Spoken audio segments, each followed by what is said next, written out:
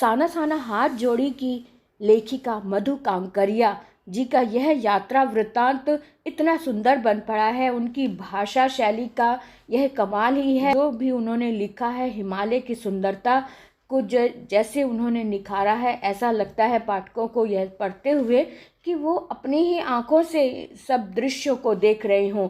यही एक लेखिका की एक विशालता होती है कि वह अपने लेखन से इस तरह का दृश्य उपस्थित करे कि पढ़ने वाले को यह लगे कि वह अपनी ही आंखों से उस दृश्य को देख रहे हों, सजीव होकर उस दृश्य को देख रहे हों। लेखिका हिमालय के सौंदर्य पर मुग्ध ही नहीं होती, वहाँ के निवासियों की मेहनत, अभाव और गरीबी को भी उन्होंने रेखांकित किया है। साथ ही यह बताना भी नहीं भूलती कि हिमालय तक पहुँचने के लिए बनाए गए रास्तों के निर्माण में लोग अपनी जानें भी गंवा चुके हैं। इस पाठ में पीड़ा और सौंदर्य का अद्भुत मेल है तथा इसे पढ़कर अकेलेपन और करुणा के भाव जागृत होते हैं तथा सृष्टि की समग्रता का एहसास होता है। यात्राओं से मनोरंजन, ज्ञानवर्धन तथा अज्ञात स्थलों की जानकारी के साथ साथ भाषा और संस्कृति का आदान प्रदान भी होता है। साना साना हाथ जोड़ी में पूर्वोत्तर भारत के सिक्किम राज्य की राजधानी गंगटोक और उसके आगे हिमालय की यात्रा का वर्णन है। हिमालय के अनंत सौंदर्य का ऐसा अद्भुत और काव्यात्मक वर्णन लेखिका ने किया है मानो कि हिमालय का पल पल परिवर्तित सौंदर्य हम स्वयं अपनी आँखों से निहार रहे हैं। महिला यायावरी की विशिष्टता भी इस यात्रा वृत्तांत में देखी जा सकती है। साना साना हाथ जोड़ी पाठ का सारांश कुछ इस तरह से है कि लेखिका गंगटोक शहर में तारों से भरे आसमान को देख रही थी। उस रात में ऐसा सम्मोहन था कि वह उसमें खो जाती है और उसकी आत्मा भाव शून्य हो जाती है। वह मंद स्वर में नेपाली भाषा में सुबह की प्रार्थना करने लगती है। उन लोगों ने सुबह युमथांग के लिए जाना था। यदि वहाँ का मौसम साफ हो तो गंगटोक से हिमालय की तीसरी सबसे बड़ी चोटी कंचनजंगा दिखाई देती है। मौसम साफ होने के बावजूद भी आसमान में हल्के बादल थे, इसीलिए लेखिका को कंचनजंगा पिछले साल की तरह दिखाई नहीं दी। युमथांग गंगटोक से 149 किलोमीटर की दूरी पर था। उनका गाइड कम ड्राइवर का नाम जितेंद्र नार्गे था, यानी कि उनका जो गाइड था वो ड्राइविंग भी साथ साथ कर रहा था। युमथांग का रास्ता घाटियों और फूलों से भरा था। रास्ते में उन्हें एक जगह पर सफ़ेद बौद्ध पादकाएं लगी दिखाई दी। ये पादकाएं अहिंसा और शांति का प्रतीक थी। जितेंद्र नार्गे ने बताया कि जब कोई बुद्धिस्ट मर जाता है तो उसकी किसी पवित्र स्थल पर 108 सफ़ेद बौद्ध पादकाएं फहरा दी जाती हैं, जिन्हें उतारा नहीं जाता।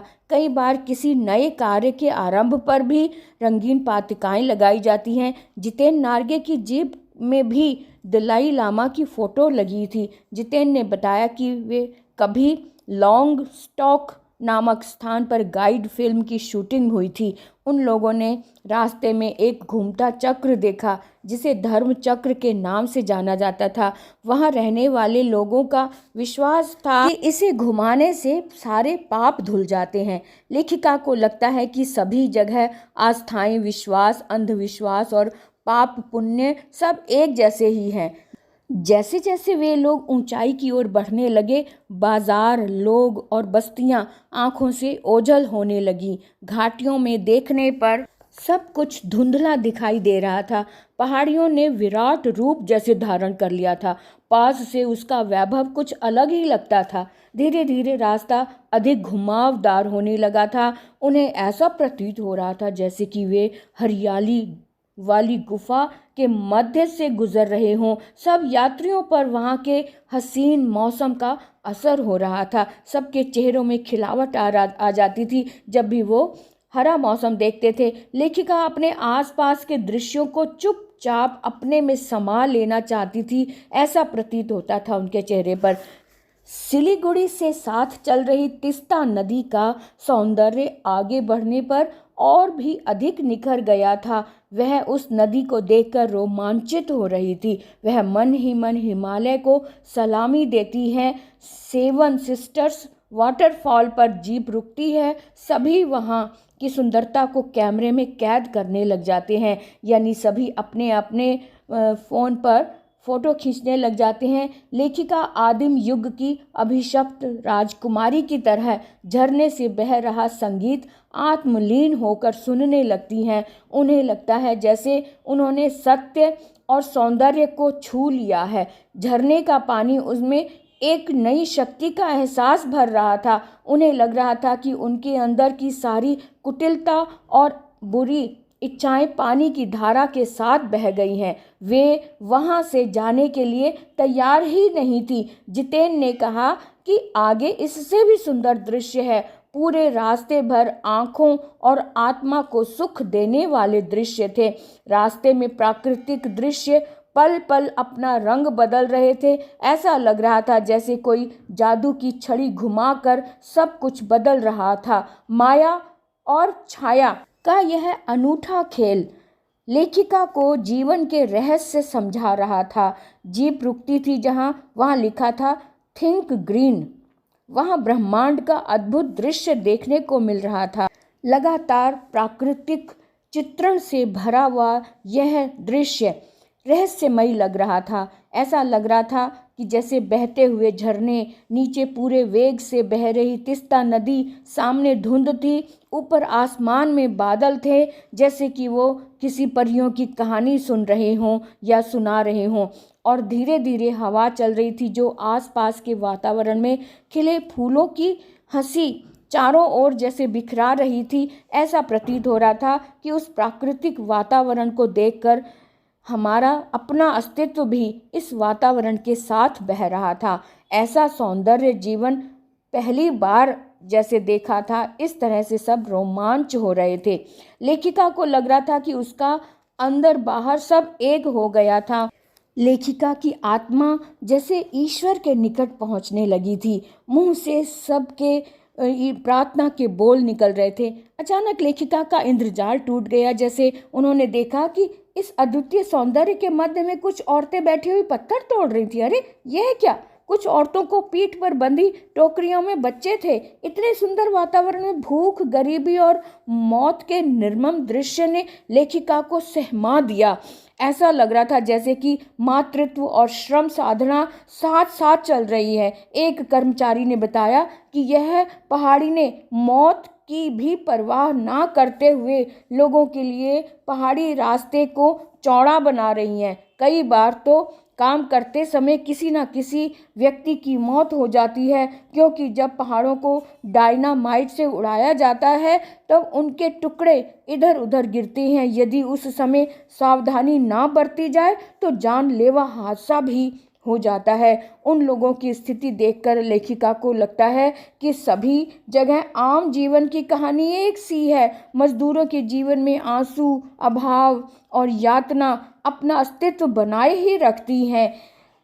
लेखिका की यह सहयात्री मणि और जितेन उसे गमगीन देखकर कहते हैं कि यह देश की आम जनता है, इसे वे लोग कहीं भी देख सकते हैं। लेखिका उनकी बात सुनकर चुप रह जाती है, परंतु मन ही मन सोचती है कि ये लोग अपना सब लगाकर समाज को कितना कुछ देते हैं। ये लोग इस कठिन स्थिति में भी खिलखिलाते रहते हैं। ये कैसे संभव है? वे सब लोग वहाँ से लोग चलते हैं, रास्ते में बहुत सारे पहाड़ी स्कूली बच्चे भी मिलते हैं। जितेन बताता है कि ये बच्चे 3-3.5 किलोमीटर, ये बच्चे करीब 3 से 3.5 किलोमीटर की पहाड़ी की ऊंचाई चढ़कर हर रोज स्कूल जाते हैं। यहाँ आसपास 1 या 2 स्कूल हैं। ये स्कूल से लौटकर बच्चे अपनी माँ के साथ काम करते हैं। यहाँ का जीवन बहुत कठोर है। जैसे जैसे चढ़ाई बढ़ती जा रही थी वैसे वैसे खतरे भी बढ़ते जा रहे थे। रास्ता तंग होता जा रहा था। जगह जगह सरकार की चेतावनियों के बोर्ड लगे हुए थे कि गाड़ी धीरे चलाएं।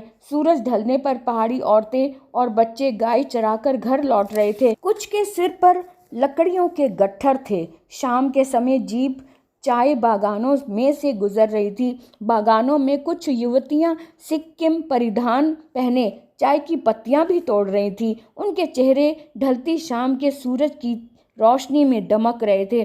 चारों ओर इंद्रधनुषी रंग छटा बिखेर रहे थे। लेखिका इतना प्राकृतिक सौंदर्य देखकर इतनी खुशी से चिल्ला उठी। युमथांग पहुंचने से पहले वे लोग लायुंग रुके। लायुंग में लकड़ी से बने छोटे छोटे घर थे। लेखिका सफ़र की थकान उतारकर तिस्ता नदी के किनारे फैले पत्थरों पर बैठ गई। उस वातावरण में अद्भुत शांति सी थी। ऐसा लग रहा था जैसे प्रकृति अपनी लय, ताल और गति में कुछ कह रही है। इस सफ़र ने लेखिका को जैसे दार्शनिक बना दिया था। रात होने पर जितेन के साथ अन्य साथियों ने नाच गाना भी शुरू कर दिया। लेखिका की सहयात्री मणि ने बहुत सुंदर नृत्य किया। लायुंग में अधिकतर लोगों की जीविका का साधन पहाड़ी आलू, धान की खेती और शराब था।